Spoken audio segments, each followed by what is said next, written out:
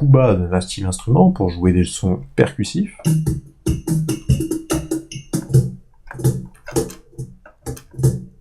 Si on clique à l'intérieur de Edit, on va pouvoir avoir une visualisation des portées.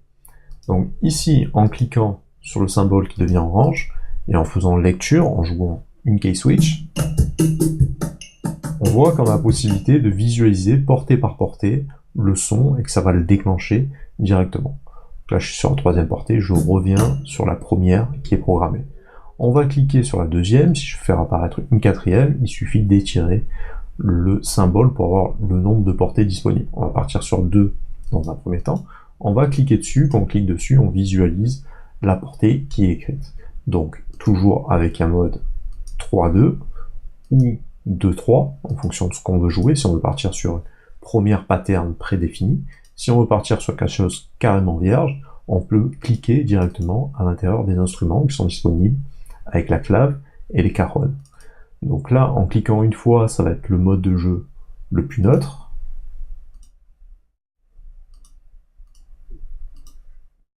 En cliquant deux fois, on a la possibilité de faire apparaître un mode de jeu qui est plus slappé, qui va être joué plus fort.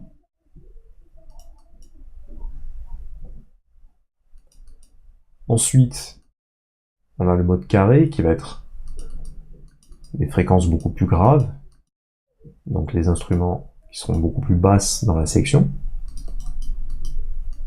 Et on peut faire apparaître également un roulement.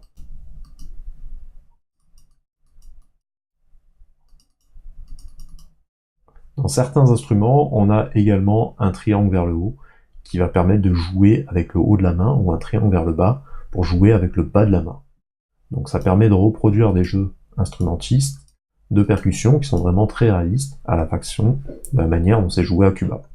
Donc lorsque je joue sur un key switch, vous voyez, je passe de la portée 1, portée 2,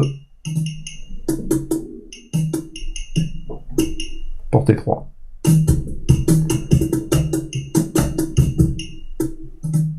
Donc vous pouvez créer vos patterns de cette manière. Option très avancée, on peut cliquer directement ici si on veut envoyer le MIDI qu'on vient de jouer à l'intérieur de son séquenceur. Ici à l'intérieur d'Ableton Live, si je fais play,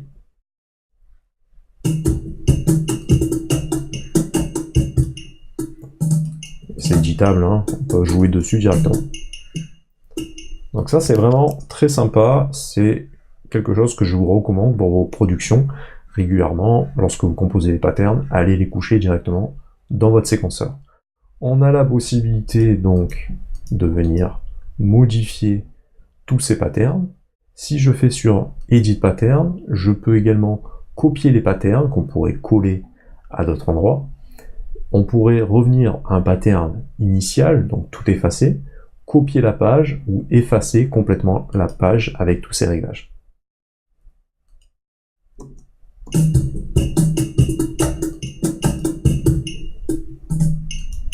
En sélectionnant un instrument, on peut faire apparaître le groove. Donc là, en venant cliquer, on peut plus ou moins rapprocher les notes, la manière dont c'est joué. Vous pouvez également aller regarder les articles à l'intérieur du blog Technologic Music Play-MAO et à venir vous abonner à ma page YouTube Play-MAO en activant la clochette des notifications. Vous pouvez également aller sur la plateforme playmao.fr dans la rubrique collection formation. Dans la rubrique formation, on va retrouver différentes formations qui sont structurées, qui vont permettre d'accéder à un espace personnalisé qui sera remis à jour constamment et qui vous permettra de vous former à la musique assistée par ordinateur si vous voulez progresser en tant que musicien ou dans votre carrière de producteur de musique ou d'ingénieur son, mixage, mastering.